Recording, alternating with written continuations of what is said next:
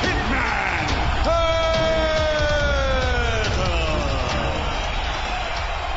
Amir.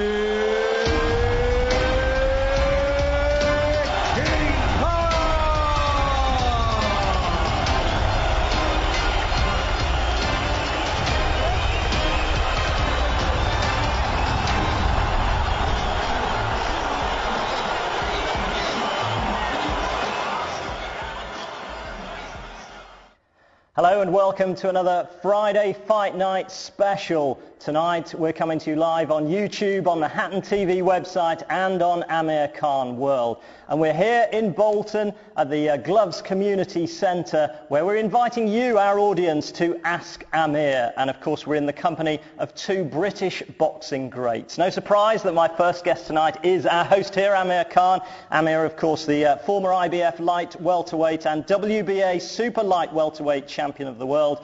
Alongside him, his good friend, his personal friend, Ricky Hatton. Ricky, of course, former two-weight world champion, now a very successful boxing promoter and trainer. Gentlemen, welcome to you both. Loads of questions to get through tonight, but before we get down to any of that, first of all, Amir, I've got to say congratulations to you on your engagement. That's well right, done. Yeah. Engagement was last week, and you know, I'm getting old now, so I thought I'll just get the ring put on now. Getting old now, 25? But yeah, it's been done now, so no, it was great. I mean, it was a great event. Ricky come himself, he brought his family there as well, and we had a great day. It was a great night. Ricky, you were there. Good night, some good guests, good time, good party? That is what you call an engagement party. It was absolutely outstanding, to be honest with you. Unfortunately, I just had a new 19-year-old, little baby girl. So my missus unfortunately couldn't come. It's probably not bad. She just said, I want this. But absolutely sensational engagement party. Couldn't happen to a nicer guy. Absolutely. Well, I think everybody, all your fans out there, are really thrilled for you, Amir. So good luck with the engagement and obviously the big day, whenever that date may be. Probably next year sometime. So just keeping that. Got a few other things on your mind at the moment. I've got boxing on my mind at the moment. Focus on that first. Excellent. Well, talking of boxing on your mind, just a reminder that you guys at home can take part in our show tonight. If you haven't already and sent in a question, it's not too late. You can get in touch with us via YouTube or using Twitter with the hashtag AskAmir tonight, okay? And incidentally, there are some really good prizes for you. We've got some boxing gloves here. They're not signed yet, but they will be. We've got 3 of them in total. 2 of them we're going to give away to the best questions, one judged by Amir, one judged by Ricky. The other one we'll draw out of a hat, so whether your question gets read out or not, you're still in with a chance of winning it. Just keep an eye on the website, and next week we'll tell you who's won the 3rd gloves. Okay, so 3 signed gloves. Fantastic prizes, I'm sure you'll admit. Just have a look at our winner from last time we did a show like this. Here he is. He's from California. This is Ben Romero, and I think you can see from that picture he's pretty pleased as punch, is Ben. So you could have a signed glove just like Ben. Last thing for starters, before we get down to business, I just need to say a big hi to all the guys down at Walcott Amateur Boxing Club. That's in my hometown of Swindon. The Hatton TV camera went down there earlier this week to their training headquarters just near Swindon Town Football Club to see a few of the guys. And just to point out, that's the club, incidentally, that produced the former Commonwealth Games gold medalist Jamie Cox. So it's a good little local boxing club down there with a bit of pedigree too. And we'll be hearing from the guys from Walcott just a little bit later in the show. But down to business, no surprise that we've been inundated with questions about your last fight, Amir. So there's been a heck of a lot of controversy. We're not going to get mired in it because literally we could fill an hour just on that question. So as far as you're concerned, what is the very latest in terms of rematch or not? Yeah, we want the rematch, hopefully getting a neutral ground. So it won't be England, it won't be Washington, it'll be somewhere like Los Angeles or Vegas. And spoke to Manny Peterson and his team. I've put Golden Boy onto it, and we're getting very close. Probably give him another 48 hours to get back to us. If they don't get back to us, then I'm going to move on to something else. I'm going to probably move up to the next weight category and look at someone else, because I'm not going to be wasting my time. I think everyone knows in the world that I want a rematch and I deserve a rematch. So we're just waiting on Lamont Peterson and his team at the moment. So really the ball's in their court. That's you're right. There, you're saying, I've heard all sorts of details about purse and things, but basically you're doing everything you can to make it happen. It's up to them if they take That's the right. rematch. We've offered him a great deal, 50% of the whole world revenue, so I mean, he's going to be the most he's ever going to get in a fight. Now if he's going to take on someone, there's talks of him fighting Marquez, so he's going to get half as what what I'm going to give him. So it's up to him now. Marquez is a tough opponent. If he really thinks he beat me in the first fight, then I'm sure he'll take the second one, take the rematch. So we're just waiting at the moment. Give it another 2 days, 3 days, then we're going to move on and see where we'll see who we can find then. Okay, so basically any boxing fans out there, next 48 hours or so, it should move on, because it's kind of been a bit stagnant for a while now. That's right, it's been a bit quiet now, and I mean, I want to put it behind me. I just want to fight, and I just want to be busy in the ring and get a fight on. So, I mean, it's getting boring. People are hearing the same, story over and over again. So let's just see what happens now. Ricky, what's your take on it all? I mean, there was nothing in the fight for me, to be honest, and Amir was very unfortunate to have 2 points off. It's very hard to say that. It's very hard to say, because I mean, it's as if the referee allowed him to jump all over him, to be honest with you, and refereed the fight the way Peterson wanted it. You can't take anything away from him, because he fought the fight of his life. But I mean, when I fought Floyd Mayweather, I felt the referee wouldn't let me anywhere near him. And then not that it made any difference to the outcome, I don't think. I mean, he had to be man enough and say Floyd Mayweather probably would have beat me anyway, because he is Floyd Mayweather. But I did think the referee didn't help me chances, and certainly that was the case with Amir. He just let him, jump all over him, to be honest with you, and it's a little bit hard done to, isn't it, really? I felt really sorry for him. I felt like a little bit of deja vu in the refereeing, to be honest.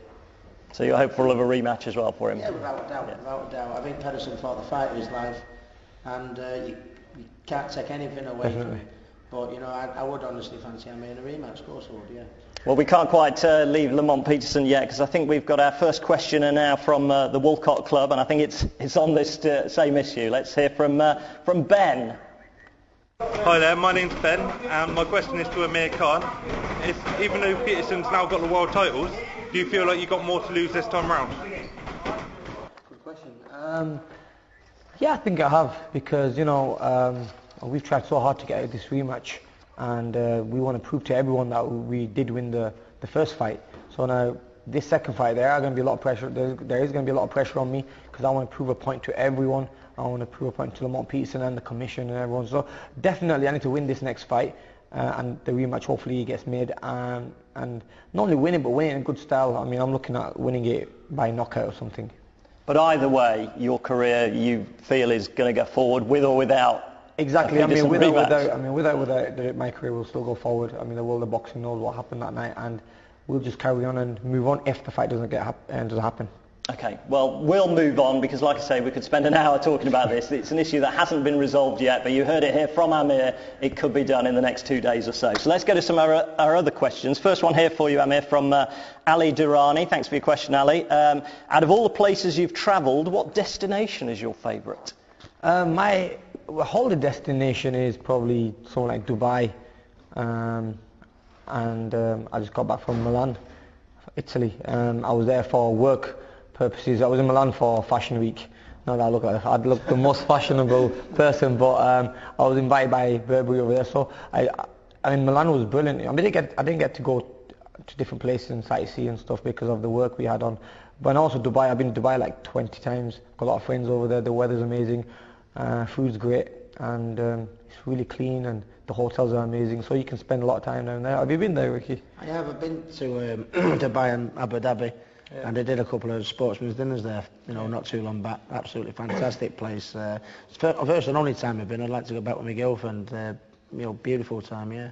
One of the things about your sport, about any sport, I guess, is you get a chance to go around the world. But I guess if you're in training camps, it doesn't matter whether you're in the most beautiful place in the world. It's not a fun place to be. But. Exactly. We was when I trained in Los Angeles, people are like, wow, you train in Los Angeles. But when I'm training, I live in Hollywood, and I know they've got the biggest and best parties happening over there. But we isolate. We in the house early. We go to bed early and stuff, and we don't really go party. We don't really get to see a lot. We just there for our training purposes. You've got to watch your diet as well. Next question, this is from Ali, because he sent in a few actually, so we'll try and get through them. He said, since you're of Pakistani origin, Amir, what's your favourite Pakistani food dish?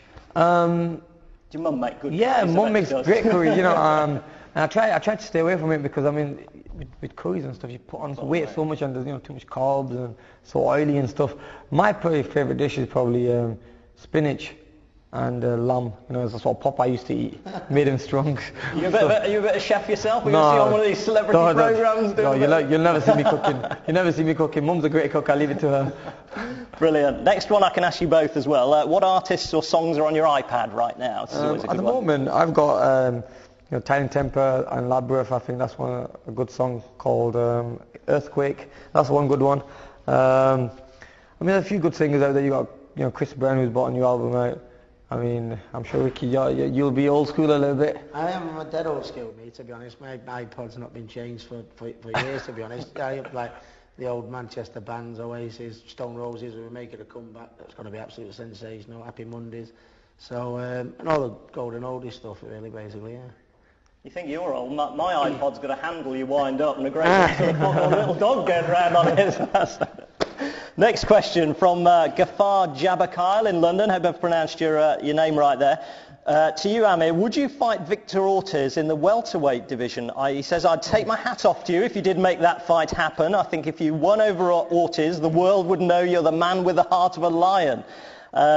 Victory over him would prove you're better than Berto, so Floyd would be a preferable next opponent. So it seems like he's mapped out your entire career for you here. But let's just take the Victor Ortiz question. Would you fight him? Of course, you fought him as an amateur, didn't you? I fought him as an amateur, yeah, at the age of 16 or 17 I was, and we were young then, and he was the champion of America, and he was going to the qualification of the Olympics, and I fought him just before then, and I stopped him in the second round.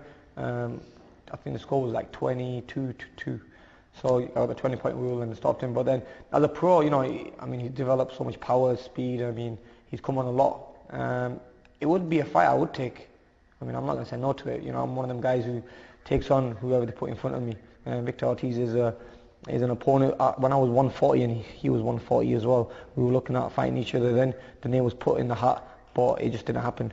But yeah, at 147, definitely. I think it'll be an ideal fight for me, and like you said, maybe he'll put me up there because he had a great win against Berto, and I've just heard that the rematch between him and Berto has been called off. Right. So yeah, maybe my next fight could be against him. Who knows? Oh, thanks for the career advice. Who knows? Follow this trail. Next question. Now, this proves that age is no barrier on our show. It comes from Johnny McDonald, who's 11 years old. Hello Rick, hello Amir. I'm Johnny McDonald, I got Walker ABC and I'm 11 years old. We know you're some of the great professionals ever, but what would you like as an amateur? What were you guys like as amateurs? I know you answered a little bit of that last time, and obviously you fought in the Olympics, so you were pretty good, I think. I had a great amateur career. At the age of 16, they pushed me to the senior camp, and normally you have to be, I think, it's 19 to be a senior in the amateurs. But yeah, I won World Championships, I won the European Championships twice, I won the ABAs and the national titles about 6 times. Then I went to the Olympic Games at 17, won a silver medal there. Got beat by Mario Kindlin, who was 2-time Olympic champion before then.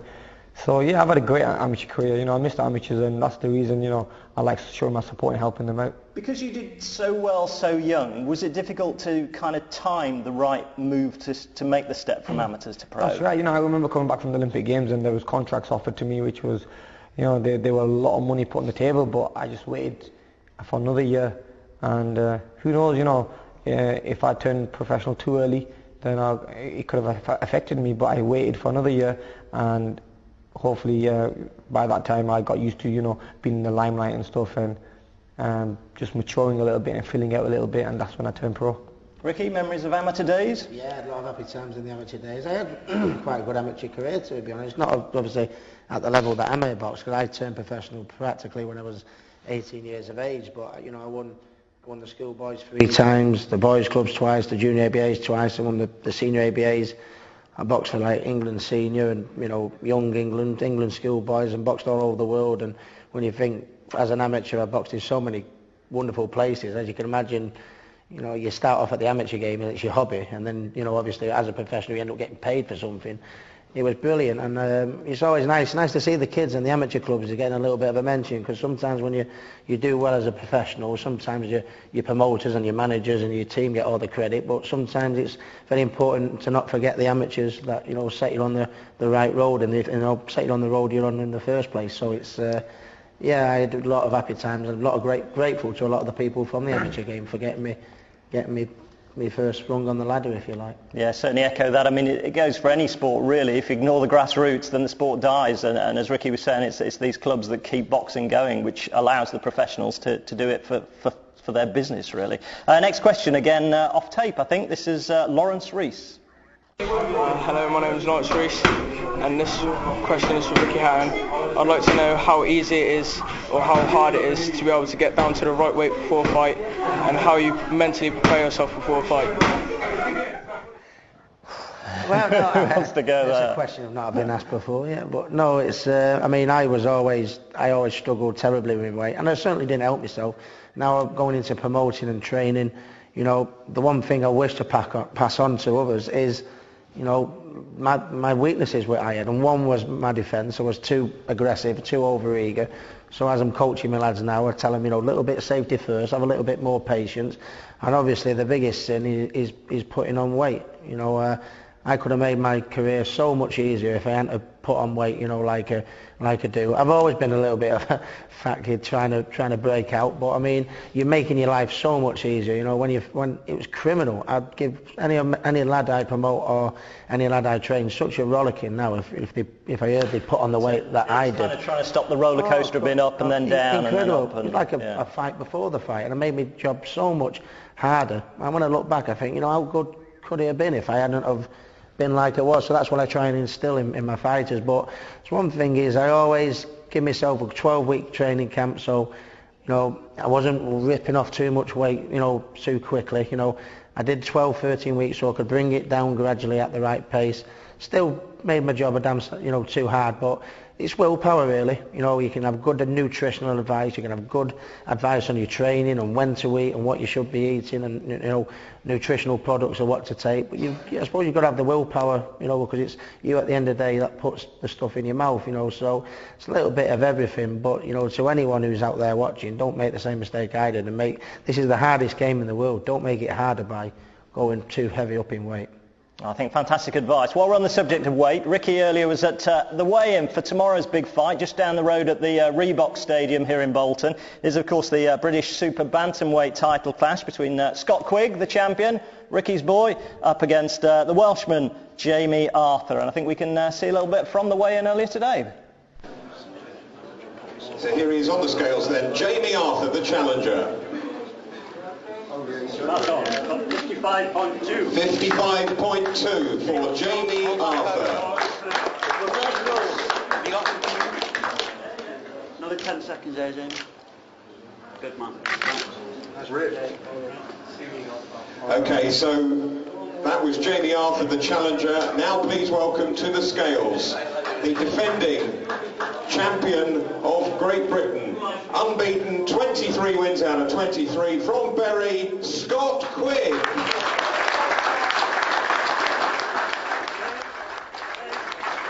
Exactly the same, 55.2 for Scott Quigg, the defending champion. 8 stone 9.5. 8 stone 9.5. Well, Ricky, there's your man. He looks in pretty good shape. How's he feeling before the big fight? Yeah, brilliant. You know, I wouldn't expect anything different from him. You know, he's a really dedicated individual. Joe Gallagher's doing an exceptional job with him. He's improving all the time. Jamie Arthur, his opponent, you know, didn't look too bad either there. You know, he's not come to lay down. He's obviously come to win. Jamie Arthur, you know, former Commonwealth champion, has been a good fighter in his day, and I think this is, if Scott is not on the ball. Yeah, he's one of those sort of could be. No, a Jamie, opponent, you know, he could rise to the occasion. You know, all the talks about Scott fighting Calframpton, which would be an exceptional fight. He can't take his eye off the prize there, you know. So it's a very, very, you know, tough task for him, and you know, really looking forward to tomorrow night. And I guess, Amir, you always like to see good fights happening here in your hometown of Bolton. That's right, yeah, it's a brilliant fight this is, and I'll be there tomorrow, I'll be attending. And I don't know if you know this, but I mean, Quigg used to train at my amateur gym. Right. You know, and that's where he started, at the Bury Amateur Boxing Club, and I used to remember him training and sparring with my younger brother. Could you sort of see at that age that perhaps he had that little something to set Most apart? of these fighters, you know, you can always tell with the work ethic. I mean, the work they put into the gym. I mean, that's when you can tell that this fight is going to make it or not. And the good thing about Scott is he works very hard, trains very hard. Now he's training in my gym in Bolton and with his team, with the Joe Gallagher team, and I was watching him yesterday. I mean, he's in great shape, and this is going to be a cracker fight. I mean, it's going to be an amazing fight. This is. I think we can see a little bit about what he's good at, Ricky. Yeah, I think he gets him with a body shot, if I'm not mistaken, in this fight, if I remember rightly. But he's had the right, type of opponents. He's had tricky opponents. He's had southpaws. He's had tough South Americans. He's fought all styles. He's been brought along slowly, but obviously you've got to bring someone along slowly when he's had so little amateur experience as what Scott has had. But I mean, when you think, he only had 20 fights or something as an amateur, and when you see him performing like he is doing at the level that he's got already, that shows you real natural talent. And he's the full package. He's got a good jab, he's got a good defence, good footwork, he can body punch, he's strong. He ticks an awful lot of boxes for me, and I think he's got every chance to go to the top. Where everyone's talking about a future world champion, you can't look past the man in front of you, so that's what he's got to do tomorrow. Yeah, absolutely. Well, of course you can see that fight tomorrow, and good luck to Scott. Next question for you guys here from William Glennon Gilmore. Which says, and this is relevant to both of you, do you feel the addition of super champion status belts along with the regular champions makes the world title progress better or worse for boxing as a whole? Now obviously the title you've just lost was the one that you previously held, wasn't it? The sort of WBA super light welt. So do you think that helps, or do you think it confuses the issue? Sometimes it's confusing a little bit, because you've got the super, then you've got the WBA ordinary championship title, then you've got the not mandatory, you've got the second one, what do you call it? Is it the interim? Sorry, yeah. So there's like 3 world champions there, But I fought Maidana for the WBA. As soon as I beat him, when I beat Zab Judah, that's when they give me a super title. But I mean, I just fight and they just give me a title. I just hold it. You just want a title and a belt. I just want a title and a belt, yeah. But I think for the boxing public as a whole, and maybe those who like the sport but perhaps don't love it and don't understand the nuances of it, they just want to know who's the world champion, don't they? And sometimes it can cloud it a bit. It's very frustrating for boxing fight fans, because I think boxing fight fans want to know ultimately who's the best in that weight division. And I feel proud to say I think me and Amir are quite throwbacks actually. When we sat on the road, we wanted to be the best, end of. And it gets very confusing with interim titles, super champions, and and all these different titles. It's better for the boxers though, because as you can imagine, the more belts there is, the more opportunities there is for fighters to make money. So it's not such a bad thing, but unfortunately, the boxing public and the real avid fight fans who want to find out who's the best in the division, sometimes they don't find out. But the more unification matches, are being made now, and I think that's what they should do. You should let a fighter win his belt, make a few, pennies, which is obviously what they're all here for. But then after a few defences, he should be made to be probably push into a unification match, so that we can find out who's the best in that particular weight division. Well, talking of who's the best, that brings us on nicely to our next question from Jim Graham from Sheffield. Thanks, Jim. He says, hi, Ricky and Amir. If Pacquiao and Mayweather are the number 1 and 2 pound-for-pound fighters, would you agree Sergio Martinez is number 3, or do you think there are some other contenders? And just as a postscript to that, he says, do you think Matthew Macklin has any chance of beating Martinez? So do we say Martinez is number 3 in terms of pound-for-pound at the moment? You can put him down there. I mean, there's some great fighters out there. But yeah, you got probably Manny Pacquiao, Mayweather. You give them 1 or 2. I mean, it's hard to pick who you put in the number 1 position.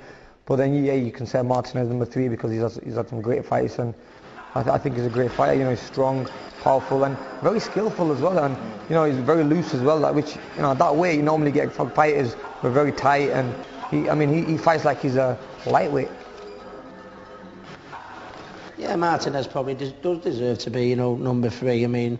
I think Marquez, after his performance against Manny, deserves to be up there, knocking on the door.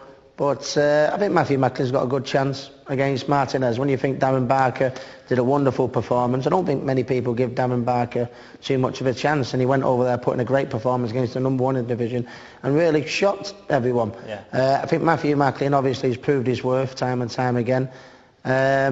Different styles of fighters though. I think Matthew Macklin will go and take the bull by the horns, and there's every chance he could bully Martinez out of it and bring that world title back. That's what we're all hoping. Having said that, Matthew Macklin is the opposite to Darren Barker, where he's very in your face, and we hope he doesn't walk onto one. But I mean, I think Matthew Macklin thoroughly deserves his shot at the world title, and he's got every chance, and let's hope he goes over there and does it. Yeah, well, we'll certainly see shortly. And in the meantime, from boxer to boxer, here's a familiar face with our next question. Hi Amir, hi Ricky, it's Ryan Rhodes here, soon to be light middleweight champion of Europe again. It's a question for Amir. With Matthew and Kell Brooks coming to fight each other very soon, just wondering who you thought would give you the biggest test out of them both if you were to fight either of them. Both great fighters. I mean, I think Matthew's come on so much in the last few years.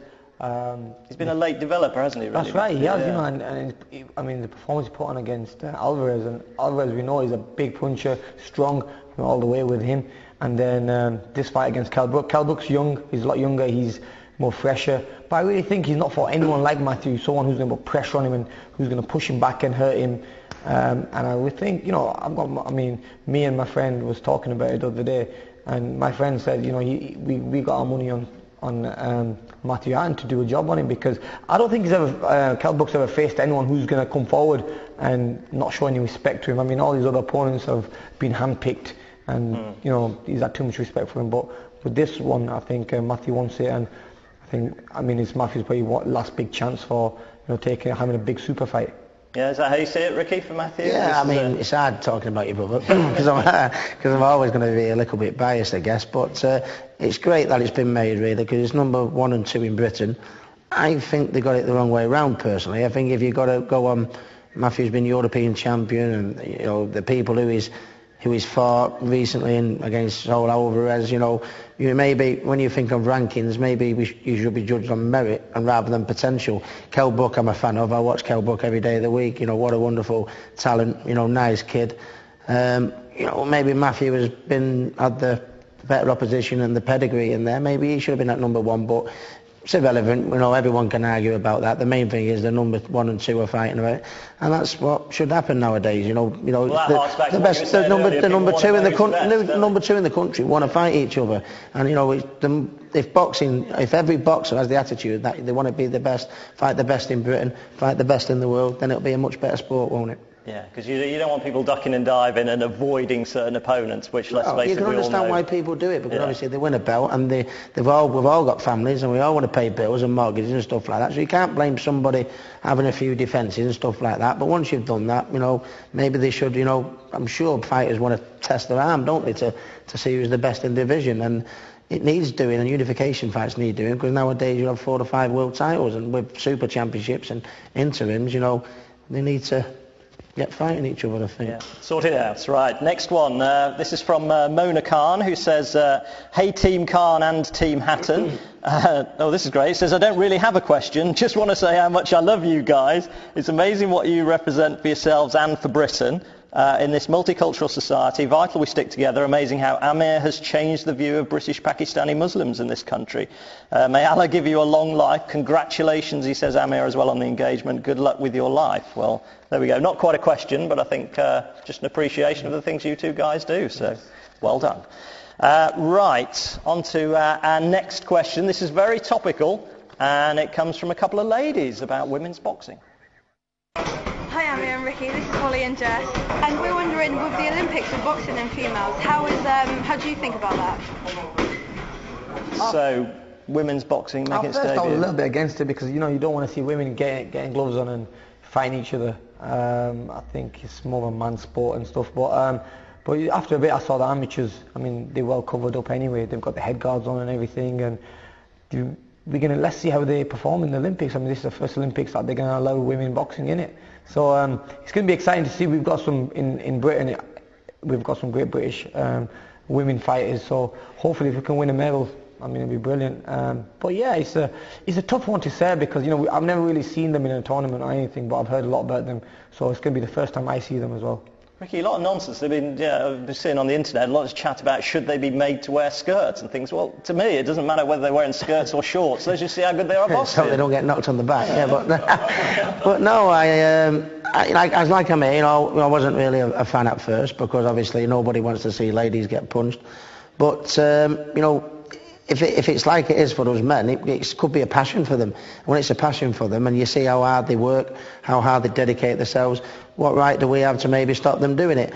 In the Olympics, where they get the head guards and the bigger gloves and the protection, then obviously, I'm all for it, and especially if it's a passion for these ladies, why should we stop them the opportunity to fulfil their dreams? In the professional game, where the professional game is a little bit more brutal than the amateurs, yeah, you know, if it's passionate for these ladies and they want to fulfil the dreams, yeah, sure, you know, you can't want to stop them. But certainly I'm all for boxing in the Olympics because it's well looked after in the Olympics. But good luck to him. I mean, it's hard enough to get in the ring for a man one-on-one with another person in front of these big crowds. So for a lady to do it, you can't help but admire them.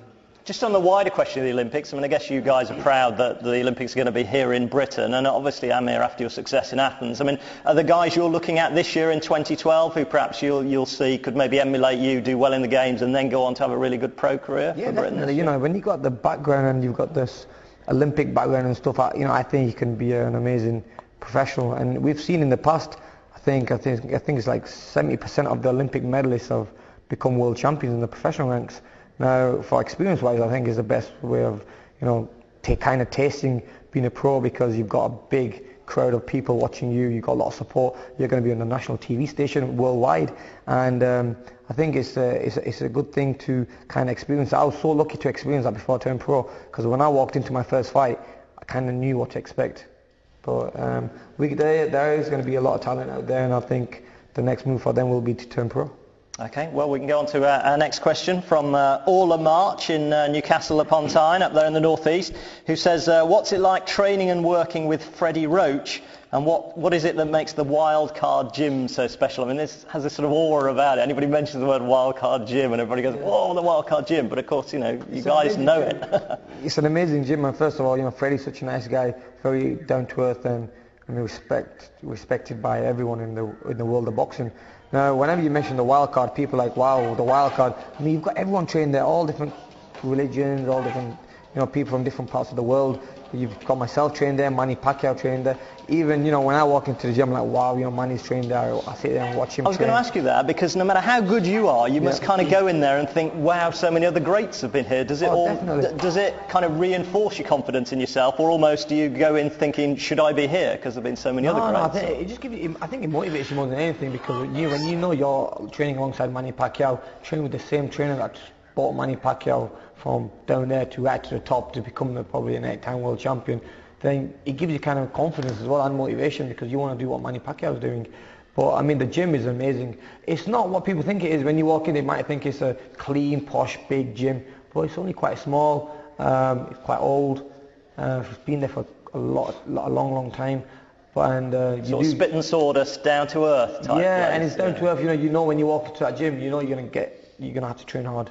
I mean, it's one of them things. It's a sweat gym, and you just want to bucket and sweat. Buckets of sweat. I mean, it's like when Ricky walked in, he seen me train one time, and even it was great to see Freddie when he was asking you for some advice. I mean, Freddie's one of the best trainers in the world. Not that I can give any advice to Freddie Roach, obviously, but I think that's what makes him the best. To be honest with you, not that I could give him any advice, but he come over to me and he asked me. Amir was fighting Paul McCloskey at the time. And he just said, you know, how does, you know, Amir McCloskey throw his right hook, his southpaw hook? Does he throw it from high or low? And I just said, well, I think he throws it from low and spins off with it. He went, oh, right. And then he walked straight over to Amir, took him on the pads, threw a hook from low and spun off with it. And, you know, and I thought, you know, that's, you know, you never stop learning in this game, and the minute you think whether you're a trainer or a fighter, the minute you think you know it all, it's the minute you come unstuck. And even someone like Freddie Roach can just cannot come over and ask my opinion and then put it into his training. For me, I think that's why he's the best. Yeah, absolutely. I'd agree with that. Right, on to our next question. We've got loads to get through. This one from all the way on the other side of the world, from Dowd in Australia, I hope I pronounced that name right, 17 years old, lives in Australia, says, who wins this fight, Muhammad Ali v Mike Tyson? He reckons Ali. How about you guys? Always good when they come up with these impossible fights, but who would win Ali Tyson? I say Muhammad Ali, and the reason is because, you know, Muhammad Ali was a long distance fighter. He had great stamina. I mean, he was put through, I mean, fighting the likes of Joe Fraser and Foreman, who were pushing him, you know, he shows that he had a big heart as well. Also, you know, when Mike, he comes in, he likes to fight close. With Ali, I'm sure he would have kept him long, and in the later rounds we knock him out. That's what I think. Poignant question as well, Ricky. Obviously, we've lost Muhammad Ali's legendary trainer just in the last day or so, haven't we, Angelo? Talk about, a lot of fighters are mentioned as legends, and not too often the trainers get mentioned, but very fitting. Angelo, you can call him probably one of the greatest trainers of all time, arguably, if not the greatest. But it's a very hard question, that. I can change my mind from week to week, to be honest with you. I'd probably sort of like agree and say, Muhammad Ali. The era that Muhammad Ali boxed in was very, very fierce, wasn't it? I think Muhammad Ali is the greatest, and the greatest ever of all time. If anybody would have pushed him close, and I'm really like that. I don't want to sit on the fence because nobody likes to sit on the fence. But no, I think Muhammad Ali would have won it at the time. Before he lost his boxing license, he boxed a fella called Cleveland Williams. I think that was his last fight before he had his license took off him, and he was frightening, in that performance. Don't get me wrong, Tyson, he had the speed and ferocity and everything like that. I think if anyone would have pushed the greatest close, I think Mike Tyson could have probably done it. But I'd have to give Muhammad Ali the narrowest of edges, yeah. Yeah, they're always good fun, these sort of cross-generation questions, but in a sense it's a question that nobody can ever answer, so you give it your best shot. Right, back to Walcott ABC, I think, and a man with money on his mind in the next question. Hi, Amir and Ricky. My name's Dave Vasey. I'm chairman and one of the coaches here at Walcott. We have 30 or 40 boys training here most nights. We're completely self-funding. We don't get any assistance from the government or local council. So my question to you both is, how would you help us get finance? What ideas would you have for us to get more finance? Amir, I met you when you were in the junior ABAs. I followed your career with interest. Ricky, I met you when you came to Swindon, did an after dinner a few years back. You are both good guys, so I'm hoping you can help us out here. Looking for ways to raise money, really. I suppose it's difficult for any amateur boxing club, isn't it? The best way of doing it is probably having a club show and having it in like in a nice venue, having a dinner there, maybe 3 or 4 course meal, and put a good night of boxing on, and all the money raised there, and also getting a raffle out there, auctioning a few boxing gloves. I'm happy to give a few boxing gloves signed. I'm sure Ricky would do the same. And if you auction them off, they can get a couple of thousand for them, and that could help towards their boxing gym. But that's the thing about these amateur boxing gyms. I have so much respect for them because they are non-profitable businesses. These people, they're not making no money off them. They just do it for the love of boxing, and it's just great to see that. Hard times for everybody, isn't it, Ricky, economically? It is, like Amir said, maybe with 30 boxes that they have in that that particular club, maybe the more and more regular shows, obviously the more shows that they can put on, to generate income. Like Amir says, with auctions, you sometimes do a dinner show, sometimes do just your local working men's club. I think it's maybe, hopefully, no matter what area you're from up and down the country, you can look and say, well, am I say the Swindon Club for interest? Am I a local business? Is there something I can do to help, put something back into the amateur game? I think that would be a massive help, for these guys. And needless to say, obviously I do promoting and training now, so obviously I'm a busy man, but I still try and do my sportsman's dinners. I still try and do, and I think if the professional champions like Amir, like me, like Davey Day, like Cal Frock, Ricky Burns, all these professionals that I suppose I looked up to, if we can go show a face, and if that puts a few numbers on the tickets, I think that would certainly. But everyone's got to work together. Local businesses, the pro champions helping the amateur boxing clubs. It's a mixture of a lot of things, and obviously as many shows that you can put on and really give it the plug in. And when you do a boxing show, all the local businesses, there's a boxing show, let's get a table, let's really try and pack the place out and do something good for your hometown, I guess. Well, they've got their name out there tonight here on Hatton TV, and I think we can have a look at just a few of the other things that we do here at Hatton TV.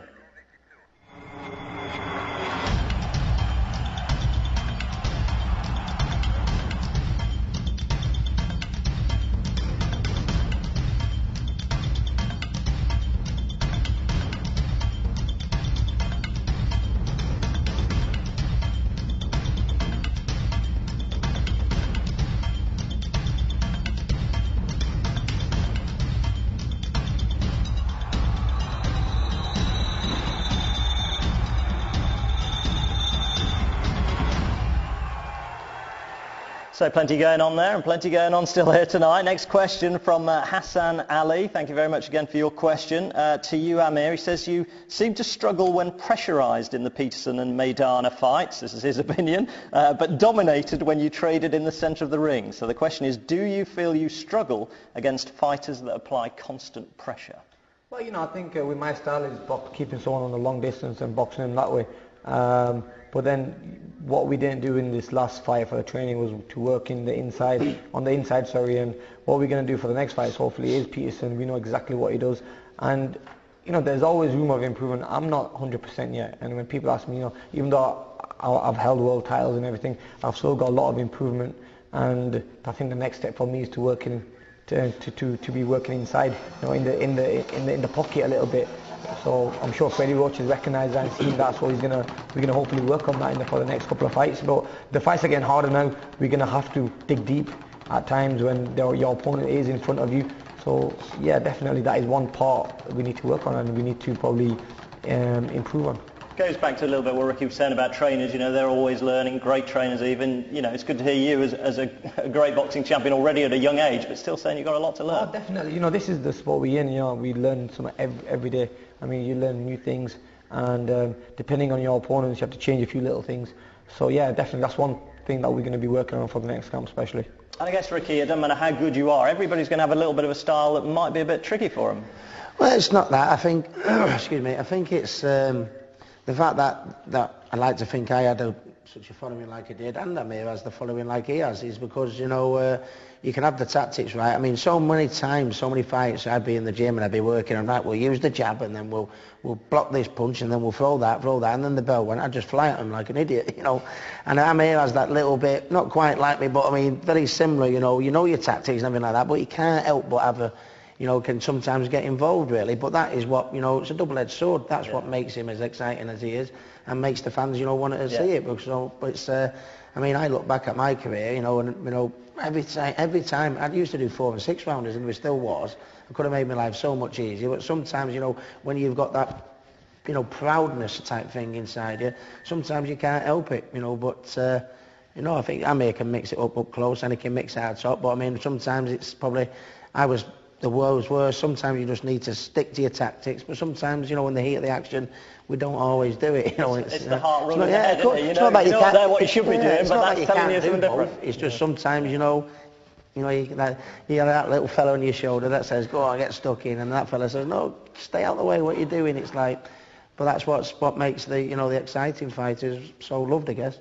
Okay, got to move on. Next question's come in via Twitter from Graham Smallwood, who, to you, Ricky, this one, he says, the northwest of England is the strongest boxing region at the moment. Why do great boxers come from this part of the country, and where's the next strongest after the northwest? Applicable to you, Amir, as well. There's a lot of good boxers coming from the northwest, it's sort of like snowballs, really, doesn't it? I mean, does it go in cycles? As in, if you've got 1 or 2, then everybody wants to be like them. So suddenly that 1 or 2 become 3 or 4. When Amir went, to the Olympics and had that success, I'm guessing every kid from Bolton and Manchester won in the boxing gym and wanted to be Amir Khan, and we've been dead fortunate in recent years, that. And I think it was the same for Joe Kawasaki. When Joe Kawasaki was at the top of the tree, if you remember, we had Bradley. Enzo Macronelli, Gavin Rees, who's still obviously European champion, and the gyms, were full. So I think the more people that you have in the successful area, it just so snowballs the effect. How many times, you put the Rocky film on ITV and the gym's full of kids, and it's the same when they all look and they want to be Amir Khan, they want to be David Hay, So I think Northwest is going through a real good, position at the minute, as far as having big names, that they can look up to. But other areas will be just the same. Everyone in London will want to be David Hay. Everyone in, Nottingham will want to be Cal Frock. Everyone in Scotland will want to be Ricky Burns. And it's just, the more success you have from the area, it tends to snowball, doesn't it? And Amir, I know you're obviously very proud to, be boxing the British flag and things like that. You're obviously proud of your Pakistani origins as well, but you're very, very proud to be from Bolton, aren't you? That's right, definitely. And we've got a gym in Bolton now where we get around about, in a week we get about 400 kids walking in and out the gym. Now that's 400 kids off the streets, and that's what we want to do. That's the reason I built the gym, and to give something back to the community. But yeah, especially around the northwest, I think boxing's on a high. You know, you've got the likes of Scott Quigg coming up now. You've got the Smith brothers who are doing really, really well. You've got Martin Murray, who's another great fighter. I mean, you know, it's the hub of boxing at the moment. You know, you've got Ricky's gym in Manchester. You've got my own gym here. So yeah, definitely, I think at the moment, boxing's strongest is in Northwest of England. Like you say, just all feeding off each other, perhaps. Next question comes from another familiar face, I think. Hi Amir, hi Ricky. I'm Lee Askins, British and Commonwealth boxing champion. I'd just like to ask Amir, what would be his prediction if he was supposed to fight Floyd Mayweather? Well, you know, we all know how good Floyd is. Floyd's a great fighter, and you know, if that fight was ever made, I think it'll be more towards probably end of 2012 or early 2013. You know, it'll be a tough fight. Don't get me wrong, and in my opinion, I think the way to beat Floyd is to box him at his own game, is to, you know, use your speed, use the angles, and keep the distance with him, because he's a great fighter long distance as well, and he can fight inside as well. You know, especially with the defense he has and everything, it's very hard to break him down. But I mean, if the fight ever happened, you know, I really think I have his number. I really think that's the speed that I have, and the shots that I will catch him with that he won't see will put him on his back foot and also put a lot of pressure on him. You have to remember, Floyd's getting older now. He's getting hit a lot more. So maybe it is the best time to catch him. So yeah, definitely. I mean, I don't think I'll go in there and knock him out. You never know. I mean, one punch can change a fight in boxing. But I mean, I'm a majority decision. Full 12-round distance will be a great win for us, yeah. Possibly one for the future. Watch this space on that one. Next questioner again is another one of our young contributors this evening. Hello Ricky, hello Amir. I'm Milo Bolton, I'm 11 years old, and I just wanted to know, how old were you when you had your first amateur boxing match? Okay, so how old were you when you first boxed as amateur? My first fight was at 11. Right. The rules in the amateur, especially in Britain, are you can only fight when you're 11 years old, and that's when you can get the medical card. So I got my medical card when I was 11. I fought in Stoke-on-Trent. I think it was like a day after my birthday as well. So as soon as I turned 11, I got my first fight, yeah.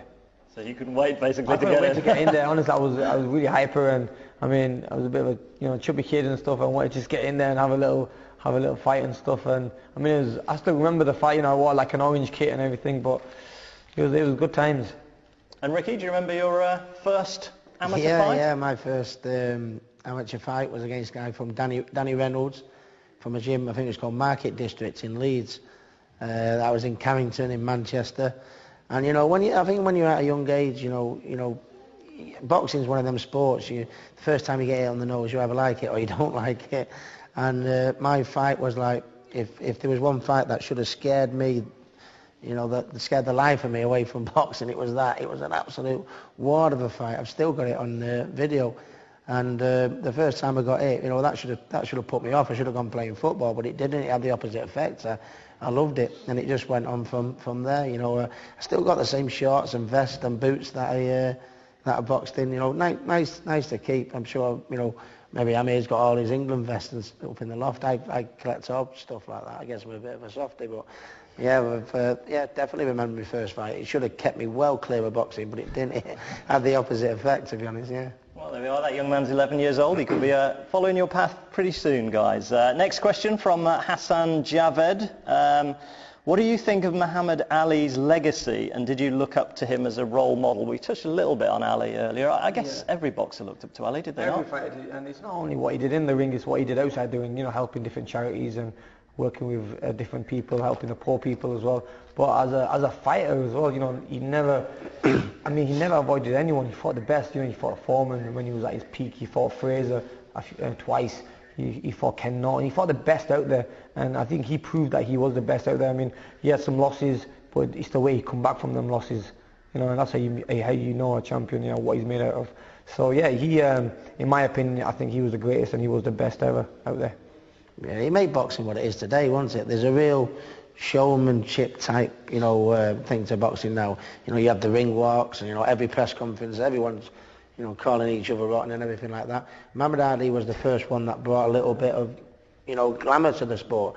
His press conferences were fantastic. Yeah, I mean, as a journalist, his press conferences were absolutely fantastic. Yeah, I mean, unlike, you know, today, he did it with a little bit of class and a bit of a twinkle in his eye. Sometimes they go a bit over the top, don't they, these days? But I think he made boxing the sport of what it is, and really brought a real showbiz type, type atmosphere to the fights. And I think boxing wouldn't be what it is today if it weren't for Muhammad Ali, along with, what he did, for his religious beliefs and, for his charity work, and fought the best, and, absolutely fantastic. And it was an absolute honour and a pleasure. He actually come to my gym in Hyde, which was unbelievable. Muhammad Ali doesn't come to England too often, so to come to Hyde was something very special for my hometown and something I'll never forget. And celebrated his 70th birthday last week, and let's hope we should cherish him while he's here now, because he's sadly got his illnesses, hasn't he? So fingers crossed he keeps showing the heart he did in the ring and keeps battling on through it. I'll tell you what, I bet you've enjoyed the interactivity you get these days, and we can indulge in a bit of that now, because we've got some shout-outs for some people who are watching tonight. Thanks ever so much for your comments. I've just had a piece of paper pressed into my hand, so I'll read out as many names as I can. Middlesex TV student Mo says, Ask Gemini, watching from Canada. Call of Dust, is that? Or Duty, maybe. 757. Ashness, watching from Islamabad in Pakistan. Irfan Kermali, I hope that's right, from Toronto over there in Canada. Hi to you. Ibster from Afghanistan. Brian Small, Fife in Scotland. A little bit closer to home. Bismillah from Manchester. And Mahid, hope that's right again, from Qatar. So we're pretty much going around the globe there, just on a little piece of paper. So that just goes to show that suddenly, from the likes of Ali, as we said, bringing boxing to the fore, suddenly you guys can be talking to people all around the globe. It's absolutely fantastic. Next question, let's get on from Haroon Chowdhury, who says, Amir, what do you want to accomplish in the sport of boxing before you retire? Andy says, can you follow me on Twitter? I think, isn't it supposed to be the other way around, that you're collecting followers? But lovely question anyway. Yeah, I want to finish up being a legend in the sports, but have the best fights, keep everyone excited, put boxing up there as one of the best sports out there, and be known as a legend, really. I mean, Ricky's done it the best way. Ricky, he had some great super fights in America, made a big name for himself in America, and that's what I want to do. I want to follow his footsteps, do what he did in boxing, and then hopefully finish up and, one day maybe go into promotion. I've got my own promotion company at the moment, Khan Promotions, so I'm sure one day me and Ricky could be opposite each other, putting our fighters against each other. You never know. But well, I tell you what, you can have a little battle now on Twitter, can't you? Because you're already on Twitter, and Haroon there says, can you follow him? But Ricky, you're on Twitter now, aren't you? So, I am, yeah. I've been on it base, about 3 weeks, and I'm still having great difficulty. You've got past page one of the instruction manual. No, but I don't do it from my laptop. I only do it from my iPhone, and sometimes I'm replying, and I keep getting replies, right, Ricky still not a clue what he's doing on Twitter. So if there's anyone there that does follow me or anything, I do apologise. I think I'll probably get it right, within the next 15 years. Absolutely tired. I've only just learned to email, so Twitter, give us a bit of time. Are you good with technology generally? Not really, no, not really. All right, brilliant. Next question from Colin Roberts, who says, again, this is addressed to you, Ricky. If you could have fought Manny Pacquiao in any other way, which way would you have fought him? Not turned up. No. My training camp didn't go great.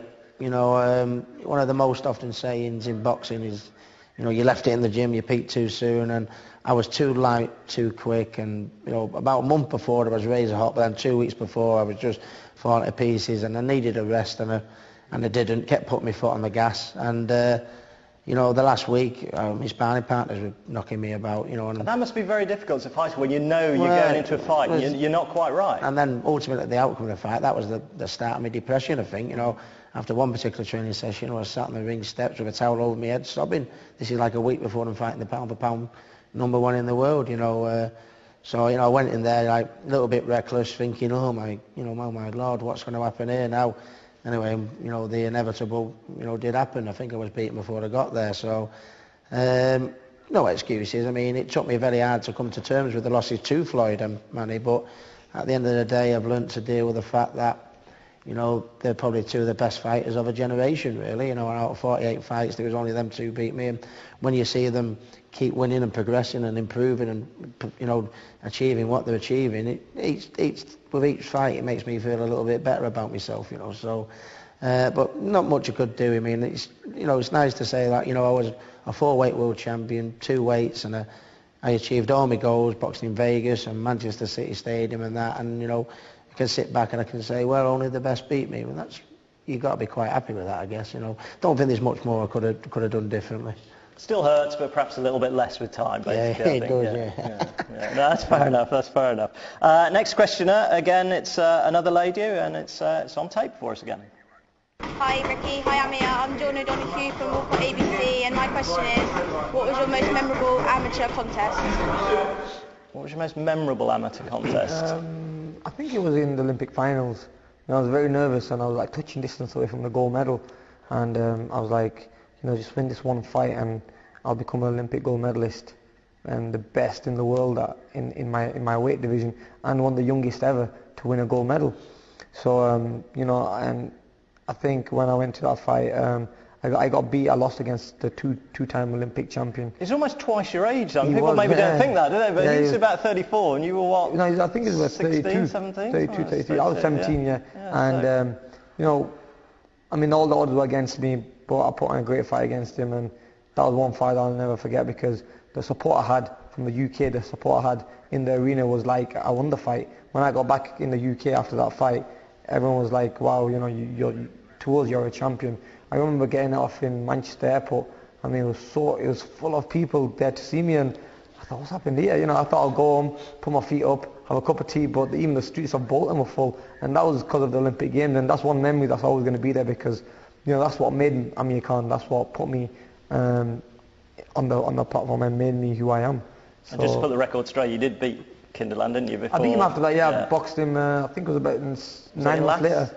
9 months later. That was my last fight. That show, yeah, Ricky was there. You commentating, weren't you? I was commentating, yeah, I was there, so, yeah, Ricky was there, and he gave me some tips before walking in the ring and fighting. So that must have been nice to at least know that, you know, say the gold medal had got away, but the guy didn't get away because... The guy didn't get away, but I mean, it would have been nice to put the gold medal on the line and hopefully bring that home, but... yeah, you know, that was the last fight I had, and then after that I turned professional, yeah. Okay, our next question is from James Anderson, not the cricketer though, I don't think. Hello Ricky and Amir, my name's James Anderson, I'm from Walcott ABC. I was just wondering if, Amir, are you ever going to move to welterweight? Moving to welterweight will happen. You know, you want new challenges in life, and my new challenge is to move up to welterweight and fight the best out there. I walk around at probably 149, 150 pounds, so moving up to 147 shouldn't really be a problem.